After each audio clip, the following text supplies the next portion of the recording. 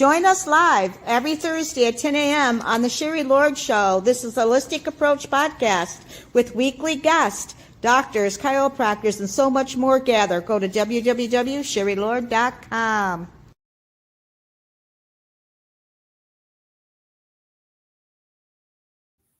Hello, everyone. Good morning, and thank you for joining us. I'm your influencer host, Sherry Lord, and we want to say we have a very special guest this morning, and it's Dr. Drew Hall Chiropractic. He is amazing, and he's helped some of the people that I know, and they had referrals too. So if you don't live in Sarasota, he can give you referrals too. But I'm going to tell you one thing: this guy is really good, and I mean, coming from a holistic and chiropractic together, he's dynamic. And I want you guys to really listen to what he has to share with us today, because I tell you one thing, you don't want to miss this. Because like I said, he is very good and he will answer any of our questions. So please chat, say hi, let us know you're here. Don't be shy, come and join us. And I'm going to say thank you to Dr. Hall. We're so happy to have you, and you are based in Sarasota, Florida. Dr. Drew Hall has been practicing Blair Upper Cervical Chiropractic since 2002. He was the president of the Blair Upper Cervical Chiropractic Society since 2009 to 2020. He has spoken on the Blair Technique nationally and internationally in 2004 and again in 2016. He was recognized by his peers as a Blair Chiropractor of the Year. He is certified and teach Blair techniques and has instructed many seminars and has had over 10 associates trained in his office. Dr. Hall was featured in a documentary short, The Power of Upper Cervical, in 2009. Thank you for joining us. We're so happy to have you. And we just want you to explain to us, what is vestibular disorder and the neck connection, a little bit about your story too. Our audience is excited. They want to hear what you have to say, and we want them to chat and ask a question too, because everybody needs something in their body, and there's a reason why it's there and how to correct that. Well, first off, Sherry, thanks for inviting me to be on your podcast. I'm happy to be here. So you threw three things at me. I'll answer the first one first. How did I get involved in Blair Upper Cervical? I'll make it short. I'll make it the 3-minute story, not the 15-minute story. When I was 17 years old, I was on the baseball team in high school, and I got in a wrestling match with a buddy of mine, and I was losing. He had me upside down, 2.5 feet off the ground, not on purpose, but he lost his grip on me and dropped me flat on my head. And when I landed, I heard a big crack in my neck. And of course, the first thing that flashed through my mind was, oh my gosh, I hope I'm not paralyzed. Yeah. So I rolled over, could feel my feet, stood up. I wasn't paralyzed. I didn't have any pain. I figured nothing happened because I had no understanding or awareness of the upper neck and its role in the health process and its relationship to the nervous system. So I went through the whole rest of the day, went to bed, and I forgot about it. Well, fast forward 6 months, and I developed chronic headaches, brain fog, insomnia. My sinuses swelled shut, chronic neck pain. And then later on, I basically developed muscular pain through my whole body, my energy. I played sports all the way through high school, worked out 5 days a week, and within months, instead of having the energy of a normal 18-year-old, I felt like I was about 90 years old. And so it was kind of a slow decline, and I tend to be positive, so I never told my parents.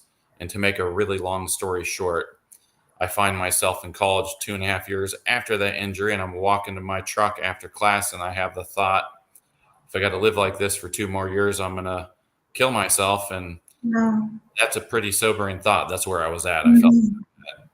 And so that scared me. And I went home and I told my folks what was going on. And that led to 5 medical specialists and every testing you can think of, from MRIs to CT scans to blood tests. Wow. So basically they did all of the medical tests on me and everything came back negative, which on one end was kind of freeing because I was worried that something really bad was going on, like I was dying of something. That's how bad I felt. But when all those tests came back clear, that was a relief. But on the flip side of it, it was like, well, what the heck's going on? I'm 19. I have 30 different symptoms. And so we were just talking earlier about a book that I'm writing that is not all in your head. It's just below it. I was told to go see a psychiatrist, and basically the internist was intimating that it was psychosomatic, right? And so when I was told that, that ticked me off a little bit. There was no Google around, so I didn't go to Google for answers. I ended up in Barnes & Noble flipping through the health and wellness section, and I got a hold of a book that was titled Chronic Fatigue Syndrome and Fibromyalgia. And really, I didn't know what fibromyalgia was. The only reason I pulled the book out is because I was tired all the time, and it said chronic fatigue. So in the back of that book, there was a support group. I called up the support group, and this lady on the other end, I told her my whole story. And that was a relief because it was the first person I talked to that, like, she had been there. And for anyone who's been chronically ill, if you try and talk to people that aren't, they totally get it. So that made me feel better. I'm like, oh my gosh, someone understands. And she said, Drew, you need to go see this homeopathic doctor. And I was like, okay, well, what's a homeopath? And she explained, I said, look, I'm willing to do anything at this point. So I made an appointment with the homeopath. And to make the last real long story short, she sent me to Blair Upper Cervical Chiropractor in the San Francisco Bay Area, Dr. Tom Forrest. And when I saw chiropractor, I was like, oh my God, I'm not going to a chiropractor, because I was scared of,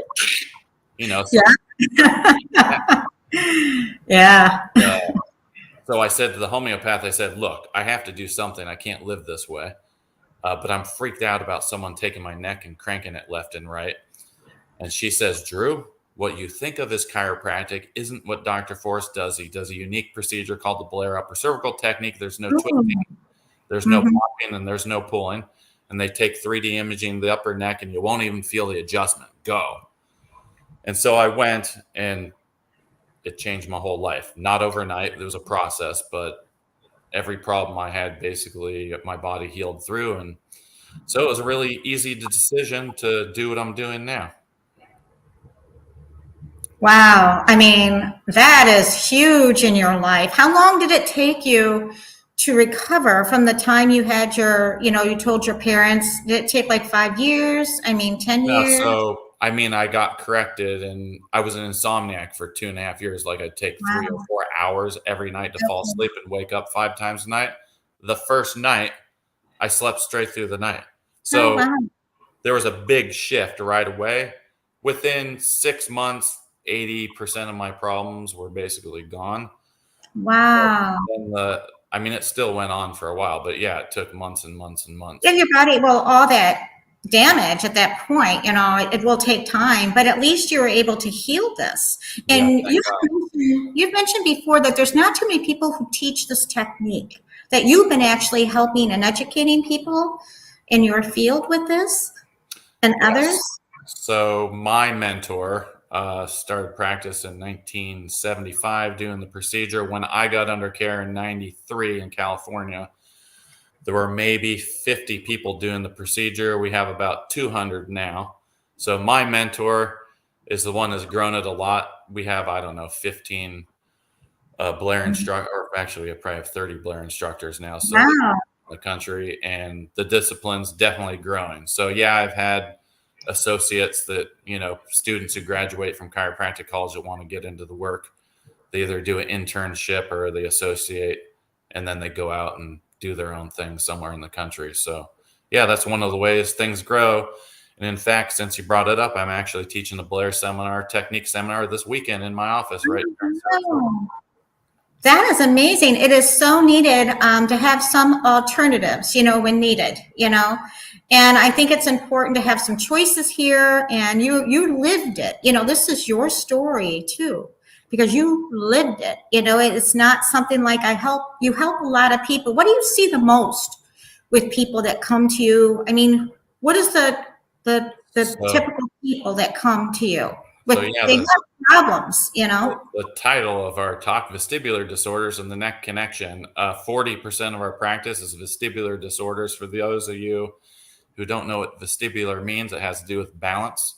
Okay. There's 5 main vestibular disorders. There's vertigo. Yeah, vertigo. There's disease. and we can talk about that. There's vestibular neuritis, there's BPPV, and then there's maldebarkment. So I guess I can break those down for you.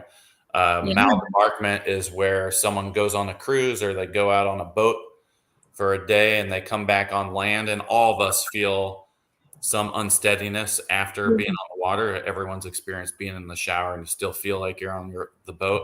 But then the next day, for most of us, the next day or 2 days later, it's gone. Well, people who have maldebarkment, they go on the water and they come back on and it doesn't go away and it stays that way. In fact, one of my favorite cases, who we have a video testimony on all of my social platforms, for several years after getting off the water, he was constantly feeling like he was on the boat. And so how does the upper neck relate to all this? There's a center in the brainstem right at the base of the skull and the spinal cord. It's called the vestibular nucleus. And its job is to coordinate sensory information that comes in from the eyes. Everybody knows the inner ear is related to balance. So sensory information from the inner ears, the eyes, and then the one most people don't know about is the joints in the neck have millions of nerve endings on their surface. And then feedback into the spinal cord, and all three of those things are involved in balance. So what we find in our particular area of expertise is people have car accidents. I got dropped on my head. There's some sort of blunt trauma. Cause the top vertebra in the neck, called the atlas, to dislodge and lock under the skull. So when you have an injury, there's soft tissue around the joint. It tears that soft tissue, and then the segment dislodges, and then the muscles lock down, and that doesn't correct itself. It gets stuck there. And so when you lose normal motion in the joint, those nerve endings on the joint surface can send bad information back into the vestibular nucleus, and that can be at the root of many different vestibular. A lot of problems at that point. That my mom she used to always get dizzy. You know what I'm saying? Always got vertigo. She had vertigo a lot. What is that from? Well, that's kind of what I was just describing. The dead ringer, if you're someone who turns your head in a certain orientation, and it kicks off the vertigo, that's a dead ringer, that you have a misalignment. And when you're turning your head in that certain orientation, it's stressing the joint that's already in trouble and firing off of that pathway. And so, so that's sending bad information back into the vestibular nucleus, and that's where that spinning sensation. I mean, there's a lot of different ways that people experience it. Some people feel like they're on a boat.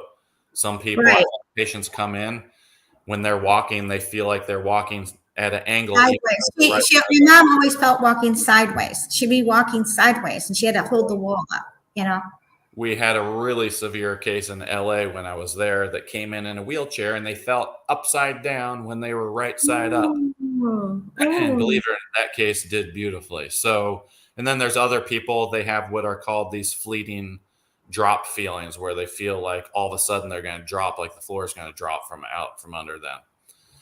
And then I spoke about Meniere's disease, which is probably the most common condition in the vestibular area that we see. They have hearing deficits, eustachian tube dysfunction. That's where the inner ear locks down. They get severe vertigo attacks, the really bad cases where they throw up, have diarrhea, and it doesn't stop until they're transported to the hospital and they're drugged. Most of them have severe cognitive problems, and they also have tinnitus. So those are kind of the hallmarks of the Meniere's condition. So that is tendinitis. And what really, it's that ringing in the ears, right? Some people get that ringing and they can't. Tinnitus is terrible. It's some people feel a whooshing, some people hear a heartbeat, some people hear a ringing. There's two PubMed articles in the literature. There's a little muscle in the inner ear. It's called the stapedius muscle. And we've all had the experience when we've gone to a loud concert when we were younger and we came out and our ear is ringing. Well, the reason that's happening is the stapedius muscles, a dampening muscles, help protect the inner ear when we have loud noises. And so when you're in a loud concert, that muscle tightens to protect the inner ear. Well, one of the pathways that people have chronic tinnitus is that muscle is in chronic state of spasm. That muscle, the tone of the muscle is controlled in the upper cervical spine. That's interesting. I have a friend who it doesn't stop. I mean, is this something you can correct with or help assist with? I'll be transparent on this one. Tinnitus is probably the hardest symptom to treat, whether Okay. it's cervical, anywhere out there. We find about a third of the cases with tinnitus will clear, go away. A third of them will improve, and a third of them it doesn't seem to touch. Okay. Vertigo is in the 90 percentile. The grand majority of people with vertigo and vestibular type problems, they do beautifully. Wow. Just so you know, you're frozen on my end on your screen. I don't know if you are. Yeah, no, on my end, everything's flowing. Maybe it's my connection. Maybe there's an interference in my computer. No, but you've helped a lot of patients and you've helped a lot of people, and you're also training others to help others too with the importance of this. I think it's really important to get the word out about this and that there is another way of treating things, you know? Well, that's the beauty of the internet and podcasts and social media, because when I was messed up and I got told it was all in my head, there was no internet, there were no podcasts. I was in Barnes and Noble, right? Yeah. So it's great that we have a free flow of information these days. So when people get told it's all in their head, because here's the truth. What I should have been told by the medical profession was, you know what, we've tried everything. We don't really know what's going on. And maybe look out of a paradigm outside of the medical model and maybe they can help you. But unfortunately, and it's not all medical providers, there's a lot of caring ones out there that will refer outside of their system. But it's great that we have the internet and social media and information about alternative procedures that can help people when all else has failed. I have a question. What if the neck is curved a little, like going out a little? What is that? So a normal neck curve, if you look from the side of someone, it should have a C shape, right? C shape. Okay. Yeah, they call it the cervical lordosis. When someone has a neck injury and the upper neck locks out of position, typically what happens is the neck curve flattens because these muscles on the side called the scalene, they tend to get tight and that straightens the neck. So to answer your question, one shoulder higher than the other, people walk around with their head forward off of its normal balanced axis. All these postural imbalances, generally speaking, are due to irritation on the cord, and that's causing the muscles to become imbalanced, and that affects the posture. So often we find when we take 3D imaging of the upper neck to see exactly how that segment has misaligned and we get it corrected, we see profound postural changes that can take place in people. So it's a postural change. I mean, some people have like where the head, like we were talking, where the neck connects right to the head, but it curves outward a tiny bit. Like, you mean forward? I Or don't know if it's off to the side? Yeah, it's not straight. Is it supposed to be straight? I think that's what you were saying. I mean, generally speaking, if your spine is all the joints are moving the way that it's supposed to and the nervous system's firing the way that it should be, you should have fairly balanced muscles on both sides of the spine. And so posturally, your head should be straight, shoulders straight, pelvis straight, legs balanced, right? Okay. But most people, when they're out of alignment, the head's a little tilted to one side, one shoulder is higher than the other. One way to you can do a self-check is by looking at the bottoms of your feet. A lot of people that have upper neck problems, one shoe is worn completely different than the other, and that's because the structure is out of balance. Wow. No, that's interesting. No, I have many years ago. I'm talking maybe 35 years ago. I seen a chiropractor, and in the x-ray showed I was curved a little bit, but I feel fine. You know, I don't know, I'm not having any issues, but it was curved, you know, and I thought that was kind of odd, you know. I don't know if it was normal or not. If we took a full spine x-ray on 100 people over 30 years old randomly off the street, almost all of them will have some spinal deviation. I'm not saying it's normal. Yeah, I know. Common. Most people have had trauma, and most people have upper neck structural misalignments. But I want to piggyback on something you said. We've all been trained in this health, the mainstream system, that if we feel fine, nothing's wrong. And if we have chronic symptoms, then go to your doctor and do something about it, right? So in the wellness model, whether you feel good or not, if you eat right, if you keep your spine clear of interference, if you meditate, if you do stress reduction, if you get the right amount of sleep, if you exercise, the more of those things that you do, when you feel well, the more apt you are to stay well, right? There's an old adage, it's easier to get well than, or it's harder to get well than stay well, right? Exactly. That is just fascinating. No, it was good questions because I was always questioned that. It crossed my mind. I wonder what that meant. But like I said, I've not had any issues with it. I might come in just for an x-ray, just to make sure everything's okay. Well, in our office, for the audience, if you're in Sarasota, we offer a free consult and exam. So anyone can come in. I'll run them through all the battery of tests, give them a detailed explanation of what we do, go over their history, and then once they have that information, they can decide what to do with it. Yeah, that's very important. That is very, very important. Are there anything else you'd like to share with our audience that are watching us today?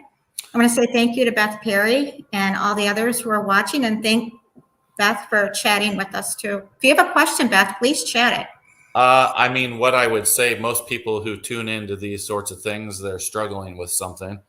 Yeah. And I would say trust your gut. So keep forging forward to find an answer. Go to people that are in the alternative world that are not just treating symptoms, but they're doing things that actually help your body function better. And there's a whole range of disciplines in the alternative world. I think most of the alternative care providers, if you're struggling with anything, offer free consult and exam. And so go learn about them and work with what resonates with you. If there's, and I know, Sherry, you're on this page long ago. Your gut in this life will get you a lot further than trusting this. Yeah, than you had. And you were saying something about you're going to be having a book coming out. So you kind of mentioned, we know it's not out yet, but we know you're working on one. Yeah, so as I was telling you before we went live here, 8 years ago, my wife was on a bike tour with her girlfriends in Europe. And I was sitting in my backyard thinking about what the heck am I going to do with myself for 7 days without my wife around. And what came through, and what I call a thought flash, is you need to write a book on upper cervical chiropractic. And then the next thought that came through is the title should be, it's not all in your head, it's just below it. So over about 24 hours, 8 years ago, I wrote 90 pages. And then it went dormant until about 6 weeks ago. And so I've picked it back up. And yes, we will hopefully in the first half of 2024. I'm looking for a literary agent right now, and we're going to have your book published. Oh my God. Oh, we'd love to have you back on our show for that too, because there's so many people. I want to say thank you to Kathy Drum for joining us. You have a question, Kathy? Please text it. More than happy to help.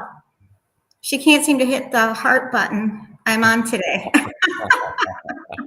If you have a question about the chiropractor or with Dr. Drew Hall, Tanya Burley. Hi, Tanya. Thank you for joining us. And if you have a question for Dr. Hall, please state something. Any question, not necessarily, it doesn't have to be about a vestibular disorder, anything health-wise. Maybe I can shed some light and lead you in the right direction. Absolutely. You helped some friends of mine who reached out to you, but she's in another state, and you were wonderful to give her someone in her state so that she could get the work done that you do. If you're outside the Sarasota, Florida area, a couple of websites to find someone. The technique that I do, all the providers in the nation are under a website called Blair Chiropractic.com, so you can find a provider in your area. Now, the work that I do is, like we said, is Blair Upper Cervical Technique. There's about 7 different upper cervical techniques. I'm a fan of all of them because all of them help people. So if you don't find someone on that website in your area, there's another website, uppercervicalcare.com. And then soon, myself and 2 of my colleagues will be launching another website that's www.uccnearme.com. That'll be launching soon. Tanya has a question, and I see 2. And can you read that? You can just answer her. You can state what she's asking. Absolutely. So after I got under care and it changed my life, my sister had severe migraines every month. She did Okay. beautifully. Now, more specifically, ocular migraines. So you have several sets of muscles on the back of the eyeballs. Those muscles, the tone of them, just like your shoulder or your low back muscle, can get tight. So can the muscles on the back of the eye. All of it's directly under the control of the nervous system. Usually, when people have one-sided problems, that is a very telltale sign that it's upper cervically related. But yes, ocular migraines aren't super common. But I've seen cases in the past. Regular headaches are in like the 90 plus percentile to clear out. Migraines, whether they're vestibular migraines, ocular migraines, or traditional migraines, 80+% of the patients do very, very well. She Tanya, said, we are in Sarasota, Florida. yeah. And then Kathy Drum, tinnitus. Yeah, we spoke about tinnitus a little bit earlier. Yeah, she said she'll go back and you can highlight on that. She's going to go back and rewatch it. Yes, so I spoke about some PubMed articles and some of the Mhm. mechanisms that People can have that. It's severe. and tinnitus. And she said, yes, it's on one side. The neck affect the eye socket and the migraine. She said, yes, it's on one sided. So what were you saying about it being on one sided? I just find that when neck is involved, it's very common for them to have carpal tunnel on one side, not the other, a hip problem on one side, not the other, neck pain worse on one side, not the other, numbness or tingling down one arm, but not the other. When it's one-sided, it's very highly correlated to the upper neck. Because Wow. what happens is when the atlas dislodges, you get Right. asymmetries in the muscle tone. So you get tighter muscles on one side versus the other. And that usually is why they have more issues on one. And that affects the eyes too, the eye, as well as you were Put it saying. simply this way for your viewership. Every single cell in your body is connected and controlled by a nerve impulse through the spinal cord out to the tissue cell, right? So a misalignment at the floor of the skull, irritating the messages going back and forth between the brain and the body can affect anything in the body. And actually, I want to give you one factoid that I love. Every cell in your body, and this is estimated, has about 1 billion chemical reactions every second. You have trillions of cells in your body, and all of that is under the direct control of nerve impulses from the brain down the cord out to the tissue cell and back. So think on that for a moment about what created us and the intelligence that continues to run us. That is awesome. And we just want to say, is there anything else you'd like to share? Because they want to know, where are you located? I'm in Sarasota, Florida. Our website is www.sarasotauppercervical.com. And if you want to learn a ton about what we do, I have, 300 videos on TikTok, and my handle is at Dr. Drew Hall, and then Instagram's at Dr. Drew Hall, and my Facebook page is Sarasota Upper Cervical Chiropractic Inc. Is TMJ related? Yeah, Absolutely. it's one more question. I had bilateral TMJ. It was one of the 30 symptoms I suffered that cleared, that got me into this. But just to tell you mechanism, so you have the mastication muscles that make you chew, right? If those muscles are loose and balanced, the TM joint functions the way it's supposed to. These mastication muscles are controlled in what's called the trigeminal nerve nucleus. It's the fifth cranial nerve, and this nucleus is in the cord right at your C1 level. So upper neck misalignments, it's another high hit rate. TMJ, it does beautifully, generally speaking, when the upper neck gets corrected, because all TMJ problems are, most of the time, is the muscles are tighter on one side than the other. And what that does, where the TM joint fits, it pulls it out of balance. And that's where the clicking and the grinding and the pain, and usually if they have TMJ, they got ear pain. Tinnitus is often correlated. A lot of times they have vestibular issues, cognitive problems. Can you clear it for me? Absolutely. We can help you with that in our clinic. Kathy Drum is going to be in Florida, near Sarasota, or in Sarasota in March. You need to make an appointment with Dr. Drew. He's going to give us Where his does she live information. Well, they live in Ohio, and then they also go to Glen Arbor in Michigan. Okay. She'll be here in March. You should make an appointment with him. He's going to give us the details. And you can also I also can tell her someone in her area. I mean, I'm happy to take care yeah, of it. she wants to come and see you. That's a rough place. Is Kathy, if Stowe, Ohio, or is that Indiana? I think it's Ohio. Cleveland. Mm-hmm. I think Stowe is close by. Dr. Jeff Besso. Look him up. Besso. He's in that area. He's very good. I'm happy to take care of you, though, when you come here. Yeah, yeah. And how can people get a hold of you? You've just been wonderful. You had a wealth of information, really giving us, educating us, and more in depth. So I think that's pretty good. So how can people get a hold of you? Is there like your address of how they can, a phone number, anything you can share? Where they can just give you office phone number is 941-259-1891. And again, websites, www.SarasotaUpperCervical.com. And TikTok, like I said, handles at Dr. Drew Hall. Yeah, I just want to say thank you to everyone who has been viewing and watching us, and those who had chatted with us. You had amazing questions. And Dr. Drew, we just love having you, and we'll have you back, and we'll have a new topic that we can cover and really go in depth with that. We just want to say thank you. And anyone that missed it or wants more information, you can also get them at our website at www.sherrylord.com. And we have his information there as well. And we also have upcoming guests coming. We just want to say thank you for joining us on the Holistic Approach. We'll see you next Thursday. Thanks, Sherry.